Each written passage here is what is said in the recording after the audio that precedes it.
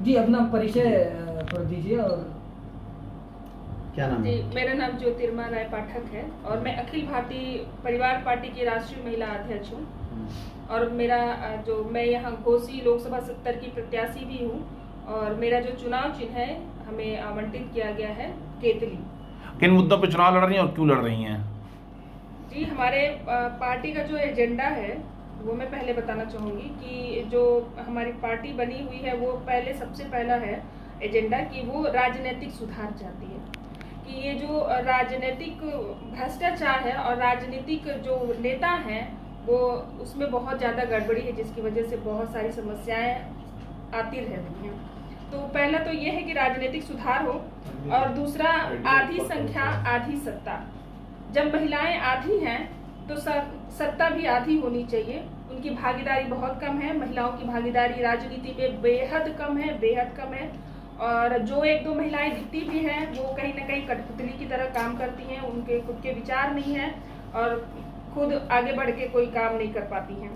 तो हम चाहते हैं कि आधी संख्या आधी सत्ता हो। और तीसरा जो है शिक्षा नीति में सुधार होनी चाहिए, शिक्षा नीति में। और जो हमारा पांचवा है व्यापार वृद्धि और विस्तार होना चाहिए।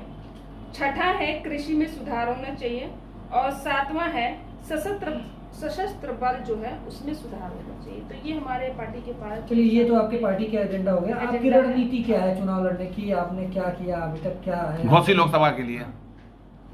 घोसी लोकसभा के लिए तो मैं क्या करूंगी? जो मंत्री बन के बैठा है वो तो कुछ कर ही नहीं रहा, वो तो मौका मांग रहा है कि हमको एक मौका फिर दो, हमारे बेटे को एक मौका दो, जबकि उसके पास पहले से ही मंत्री का पावर है। वो चाहे तो बहुत कुछ कर सकते हैं। तो ये सवाल हमसे ना पूछ करके उनसे पूछा जाए जो मंत्री पहले से बने हुए और अपने बेटे को भी मंत्री। और भाजपा में तो महिलाओं को सम्मान दिया जा रहा है और हर तरीके का व्यापार वृद्धि भी लोगों की हो रही है, धन की वृद्धि हो रही है। धन की वृद्धि तो हो रही है, सही कहा आपने, बिल्कुल धन की वृद्धि हो रही है। सारे नेताओं की धन की वृद्धि हो रही है, बड़े बड़े व्यापारियों को जो चंदा दे रहे हैं उनकी वृद्धि हो रही है। अब महिलाओं को भरपूर सम्मान मिल रहा है। नहीं, मुझे नहीं लगता है कि हर थाने में आप देखिए अलग से महिला के लिए हेल्प डेस्क बना दिया गया है। लेकिन कौन सी महिलाएं उसमें दिखती हैं? एक भी तो महिलाएं दिखती नहीं है। सिर्फ कॉर्नर बना के छोड़ देने से नहीं हो जाता है।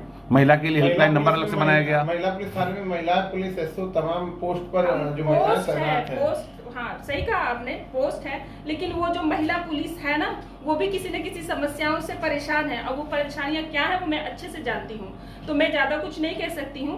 वो महिला पुलिस सिर्फ बैठी, मतलब अब क्या मैं बोलूँ कि समस्याएं होती हैं और वहाँ पे जो महिलाएं जाती है ना हमें लगता है कि उनके समाधान नहीं होता। बड़े बड़े राजनीतिक दल हैं, आप लड़ रही हैं चुनाव, कैसे आप उनको फेस करेंगे? क्या है आपका एजेंडा व्यक्तिगत? बड़े बड़े जो पॉलिटिकल पार्टियां हैं वो